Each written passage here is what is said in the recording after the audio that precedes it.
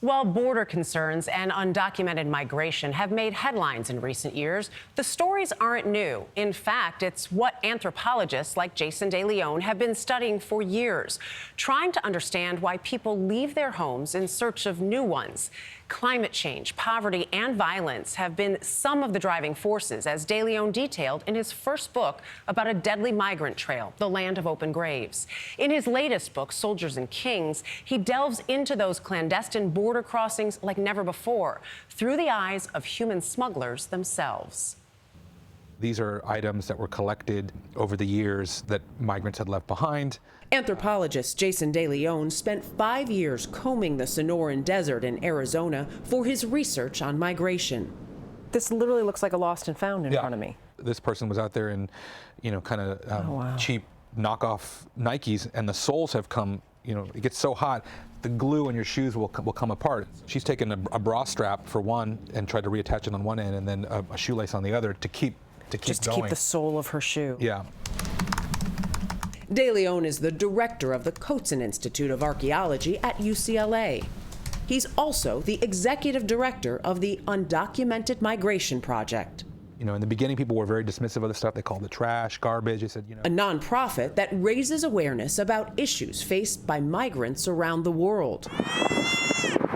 Like the federal U.S. border policy known as Prevention Through Deterrence, which created more restrictions at urban border crossings. Thousands of people have died in the Arizona desert, in the South Texas backwoods since 1994 because of this policy that's funneling them to these places in hopes that if you have to walk 7 days across a desert, you'll be deterred, possibly by death, which is why the role of smuggling becomes so important to get you through this gauntlet.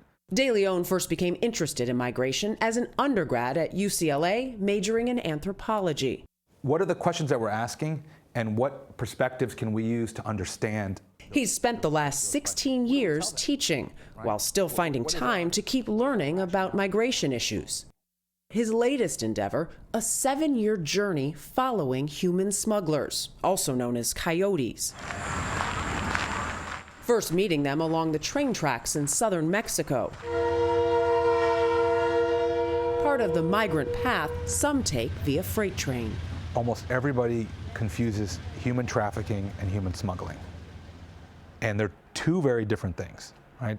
Someone who is trafficked has it happen against their will.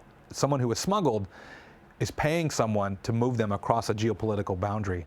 De Leon shares the stories of some of those smugglers in his latest book, Soldiers and Kings. These guys early on said to me, they said, "Oh, you had written this book about migrants. Why don't you talk to us?" Nobody ever asks us these questions. Nobody ever wants to hear our stories. And so I said, I'm here. Do you think you had their trust right away? After a few days, yes. The thing that always creates that trust, I think, for me, is when you come back. So I spent months with these guys, and then I said, I'm going to come back again. And when I ended up coming back again, they were like, "Oh, you weren't lying." And then that's when things really started to pick up, and then suddenly a million doors opened up for me. One smuggler featured in the book is Roberto, a young man from Honduras attempting to get out of the business, who allowed De Leon to interview him on camera. And he had come from this long story of just violence in his life, and everything was sort of stacked against him. And yet he was so hopeful and really was trying to find a better way forward and get away from this whole business of smuggling. And in his attempts to do that, he gets murdered by someone else who I had been working with. It was such a heartbreaking thing. No, está difícil, pues. Pues como anda en otro lugar, la mera verdad uno no puede decir qué es lo que va a suceder, sino que lo que Dios disponga. And so I wanted people to know that he was important and that, he was involved in smuggling, but he was so much more than that. Hearing the empathy that you have for someone that I think most people would say, how do you have empathy for someone who is a human smuggler? Part of my goal as an anthropologist is to create empathy and to have people understand that the world is a difficult place for most people. And we have these very simplistic understandings about these things, and I really wanted to complicate that. The business of human smuggling, according to the Department of Homeland Security, is a multi-billion-dollar industry run by criminal organizations intent on taking advantage of vulnerable people. The story De Leon tells is more complex. I can write a story about how they're the bad guys in this whole scenario, and all they do is brutalize migrants. But if you think about the realities of it, if smugglers only brutalized migrants, the system wouldn't function. And so I went into it telling myself that, what can I find that's relatable? It's not trying to humanize smugglers. It's working from the assumption that they are human first, and that they just happen to be in this brutal occupation. The low-level smugglers De Leon met said issues like poverty and gang violence had driven them out of Honduras, the same issues many migrants also face. You talk about smuggling, and I think what you write, it's violent, it exploits people, but that it's also a symptom of a larger problem. What is that larger problem? We need to think about, why are people migrating in the first place? And why does the United States have an insatiable appetite for cheap, undocumented labor that we rarely acknowledge? And as long as you need the labor, and as long as climate is changing and making places unlivable, those smugglers are going to stay in business and just make more money off of this whole process.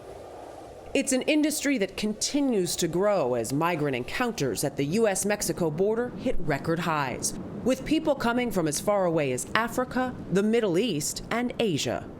People are coming from around the globe. They're coming up from South America through the Darien Gap. It's a window into the future. As all those places become unlivable for different reasons, we're going to continue to see that, that mix of people coming up from the south to our doorstep.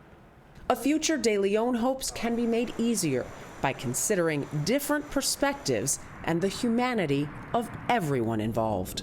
The approaches that we've been using to deal with these problems have clearly been ineffective for decades, and yet we just don't seem to want to get smarter about this stuff.